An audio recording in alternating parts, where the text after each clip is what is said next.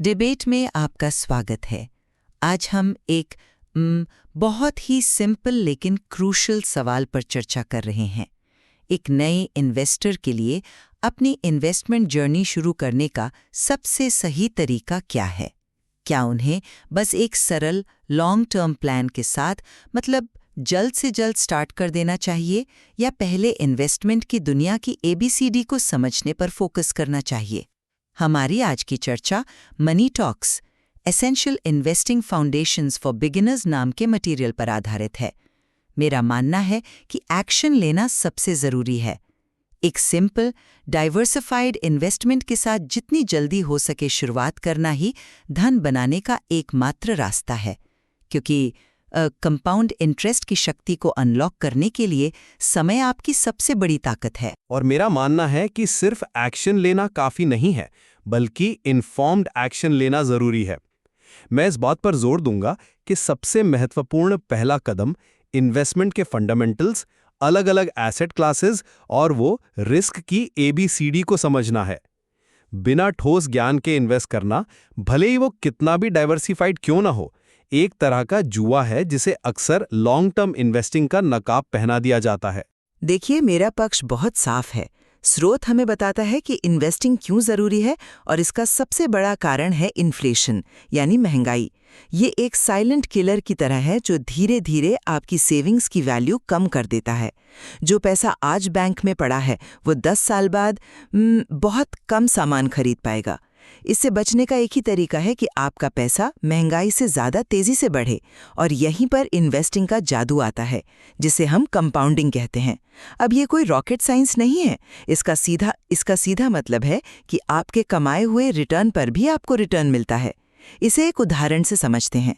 सोचिए, अगर आप सिर्फ 30 साल तक हर महीने 5,000 रुपये इन्वेस्ट करते हैं तो 12% की एनुअल रिटर्न की दर से ये लगभग 2.25 करोड़ रुपए बन जाता है।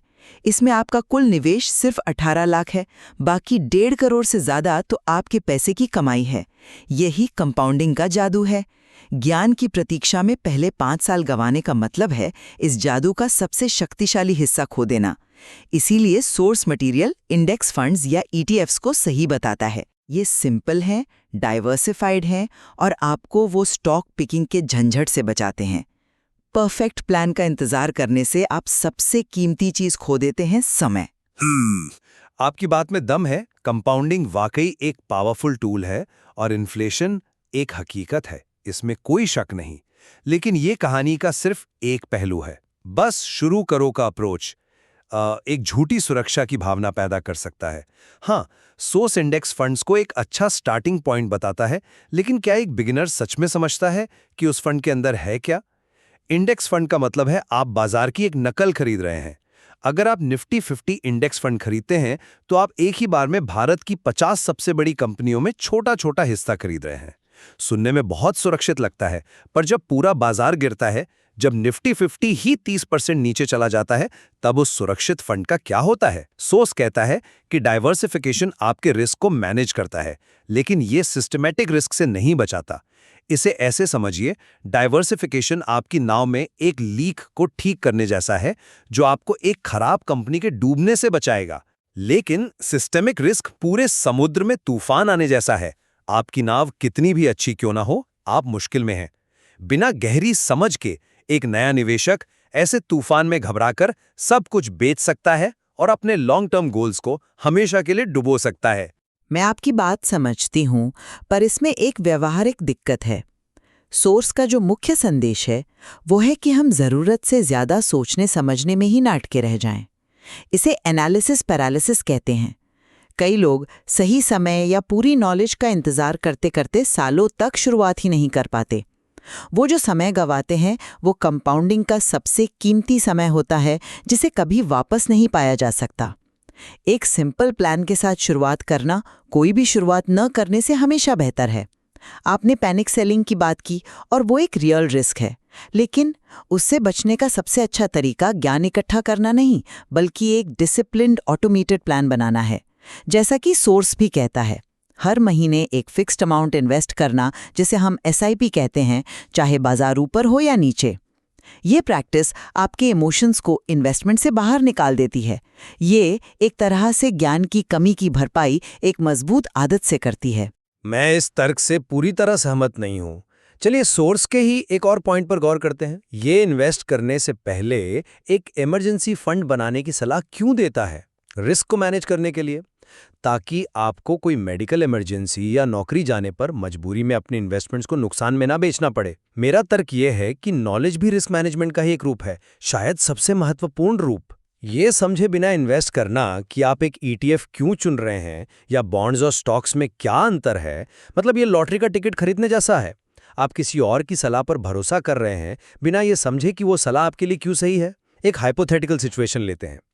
मान लीजिए एक युवा निवेशक राहुल आपकी सलाह मानता है। उसने 2019 के अंत में एक इंडेक्स फंड में SIP शुरू कर दी। 3 महीने बाद कोविड की वजह से बाजार 40% गिर गया।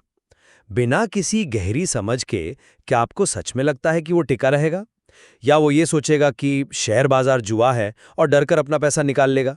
शुरुआती इन्वेस्टमेंट पैसे का नहीं, मेरा मतलब है ज्ञान हासिल करने में लगे समय का होना चाहिए। ये एक बहुत अच्छा पॉइंट है, लेकिन मैं इसे एक अलग नज़रिए से देखती हूँ। आप ज्ञान को इन्वेस्टमेंट से पहले की एक शर्त बना रहे हैं, जबकि मैं इसे एक पैरेलल प्रोसेस के तौर पर देखती हूँ। आपके राहुल वाले उदाहरण पर आते हैं। अगर राहुल ने एक अनुशासित SIP प्लान फॉलो किया है, तो वो इस 40% की गिरावट में घबराएगा नहीं, बल्कि उसे एक अपॉर्चुनिटी की तरह देखेगा। डॉलर कॉस्ट एवरेजिंग का यही तो फायदा है ना? जब बाजार नीचे होता है तो आपके उतने ही पैसे में ज्यादा यूनिट्स आते हैं, तो जब बाजार रिकवर करेगा तो राहुल को फायदा भी ज्यादा होगा। यह व्यवहारिक ज्ञान है जो उसे करने से मिलेगा, सिर्फ पढ़ने से नहीं। सॉस का इंडेक्स फंड्स पर जोर देना इसी प्रैक्टिकल अप्रोच को दिखाता है। यह आपको किसी एक कंपनी के दिवालिया होने के विनाशकारी रिस्क से बचाता है। आपको ये समझने की जरूरत नहीं है कि टाटा मोटर्स कैसे काम करती है या रिलायंस का अगला कदम क्या होगा।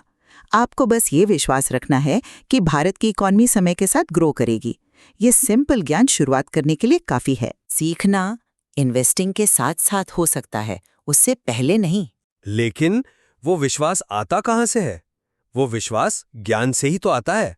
डॉलर कॉस्ट एवरेजिंग सुनने में बहुत अच्छा लगता है, लेकिन जब आपका पोर्टफोलियो 40% लाल हो और मीडिया में हर जगह मंदी की बातें चल रही हों, तब एक बिगिनर के लिए ये सिर्फ किताबी बातें रह जाती हैं। उसे ये समझने की जरूरत है कि बाजार क्यों गिरता है और ऐतिहासिक रूप से क्यों रिकवर करता है। उसे बिजनेस साइकिल्स के बारे में थोड़ा पता होना चाहिए।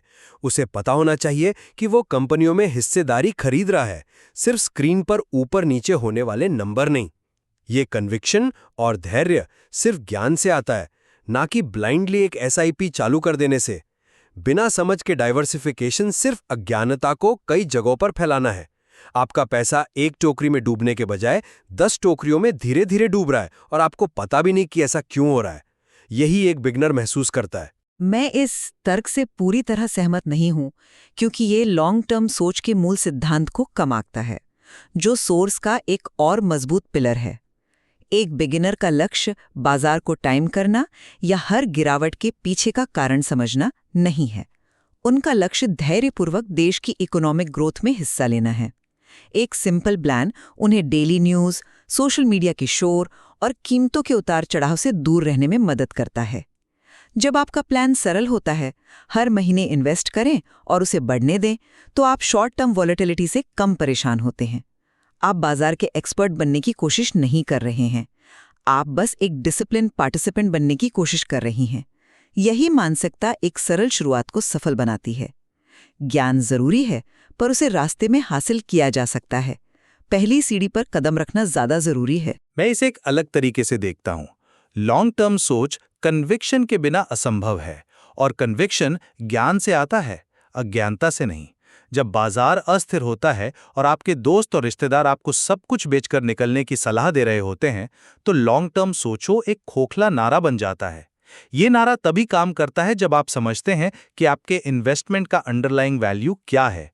तभी आप गिरावट को डिस्काउंट पर खरीदने के अवसर के रूप में देख सकते हैं, ना कि घबराने के कारण के रूप में। सोर्स कहता है कि सफल निवेश उबाऊ होना चाहिए, और मैं मानता हूं, लेकिन यह इन्फॉर्म्ड भी होना चाहिए, ब्लाइंड नहीं। सोर्स का यह कहना कि आपको शुरू करने से पहले सब कुछ जानने की जरूरत नहीं है, बिल्कुल सही है, लेकिन इसका मतलब ये नहीं है कि आपको कुछ भी जानने की जरूरत नहीं है। आपको रिस्क, डाइवर्सिफिकेशन और एसेट्स के बारे में, मतलब जो बेसिक्स हैं, वो जरूर पता होने चाहिए, और ये पहला कदम होना चाहिए। तो आखिर में बात वहीं आकर रुकती है। मेरे लिए, एक बिगिनर के लिए, सबसे बड़ा और सबसे महंगा रिस्क मार्केट की वॉलेटिलिटी नहीं, बल्कि एक्शन ना लेना है। निष्क्रियता की कीमत बहुत भारी है।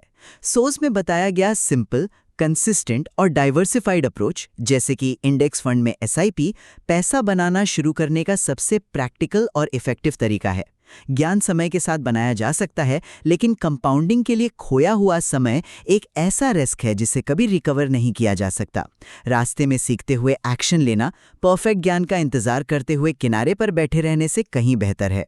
और मेरे लिए सारांश ये है कि कंसिस्टेंसी और लॉन्ग टर्म सोच के जो सिद्धांत हैं वो मजबूत हैं, लेकिन उन्हें समझ की नींव पर बनाया जाना चाहिए।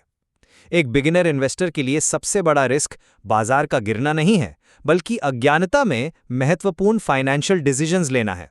सोर्स के सरल शुरुआत के संदेश